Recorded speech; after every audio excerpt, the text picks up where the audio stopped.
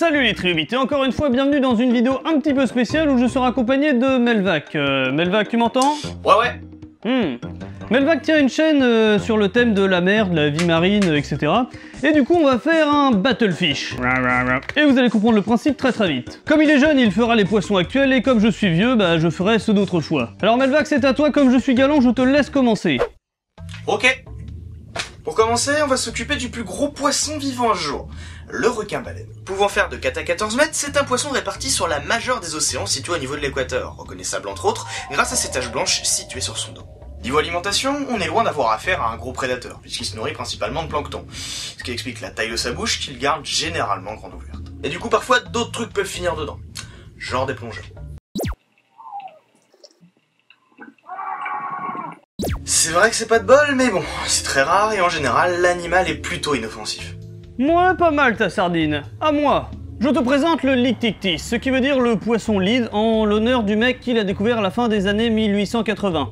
Il est apparu au Jurassique supérieur, vivra avec les dinosaures et s'éteindra avec eux au Crétacé. C'est un poisson osseux, comme les sélacantes par exemple. Et comme ton requin-baleine, il se nourrissait de plancton en filtrant l'eau à l'aide de ses 40 000 dents, mais aussi un système de filtre intégré directement à ses branchies. 2 fois plus de filtrage pour 2 fois plus de bouffage.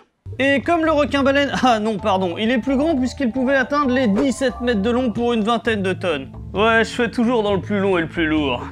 Malgré sa taille et sa tête blindée, il était quand même la proie de notre ami au sourire ravageur, le Liopleurodon. Et il apparaît dans les jeux Jurassic Park Builder et Ark. Donc verdict... Ah voilà. Suivant. Ouais, mais du coup, c'est juste encore un gros mangeur de plancton. Ça te dirait pas de passer à un vrai prédateur cette fois? Pas de soucis, allez, envoie la sauce. Si l'envie vous prend de vouloir vous baigner en Afrique, ça peut arriver. Je vous déconseille le fleuve Congo. D'ailleurs, je vous déconseille de vous baigner tout court. Premièrement parce que c'est bourré de courants et de tourbillons qui provoquent des noyades chaque année, mais surtout parce que c'est l'habitat naturel de ceci, le poisson tigre Goliath. Donc déjà, rien que le nom annonce la couleur. Tigre, Goliath. Pouvant atteindre 1m70 et pesant jusqu'à 45 kg, là on est très loin d'un petit brochet qui passe son temps à nager tranquillement, mais plus du côté d'un poisson de presque 2 mètres qui dévore des crocodiles. Donc là on est en face d'un vrai monstre des temps modernes. Et celui-là il existe encore! Il existe encore. Bah moi je m'en fous parce que j'ai lui. Le Xifactinus. Bon, moi y a pas tigre ou Goliath, mais y a presque anus, et si tu le places au Scrabble, t'as gagné d'avance. Alors son nom, traduit littéralement du latin au français, voudrait dire le requin rapide. Alors qu'il ne fait pas partie de la famille des requins, mais des poissons osseux comme le Lictictis. Il est apparu au Crétacé et a disparu à la fin de ces terres. Bon, par contre, c'est à se demander s'il était pas l'arrière-arrière-arrière-grand-père de ton poisson Goliath vu les ressemblances. Bon, vu sa gueule de bulldog des mers, pas besoin de dire ce qu'il bouffait, Il était taillé pour la vitesse, d'où les dents en avant à mon avis, pour bien te signifier que quand il venait vers toi, c'était pas pour te faire un bisou. Et avec des pointes à 60 km/h, pas grande chance de lui échapper. Tout ça sur un poisson qui mesurait 6 mètres de long, ça fait quand même la taille d'un camping-car. D'ailleurs, on a retrouvé un fossile de Xifactinus avec dans son estomac un autre poisson d'1,80 m. Alors ton bouffeur de croco là... Ouais, enfin bon, selon les paléontologues, il serait justement mort d'indigestion à cause de sa prise. Donc plutôt fragile ta bestiole. Oh, il va se calmer le petit monsieur là? Laissons plutôt parler la jauge.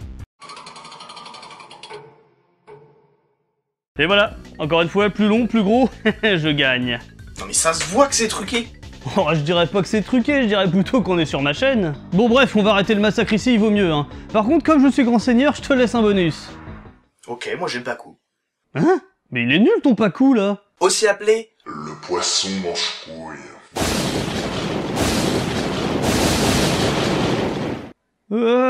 Ce sont des poissons très répandus au Brésil qui ont pour habitude de manger différents fruits, dont des noix, et donc parfois ils peuvent se tromper de cible. Oh, ok, t'as gagné, je peux pas lutter contre ça. On se revoit pour la revanche? Merde!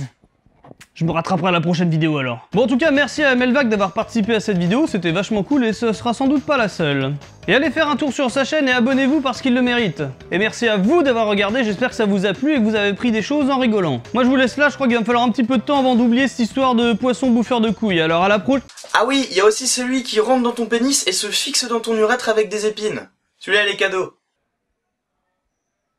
Ouais. Bisous.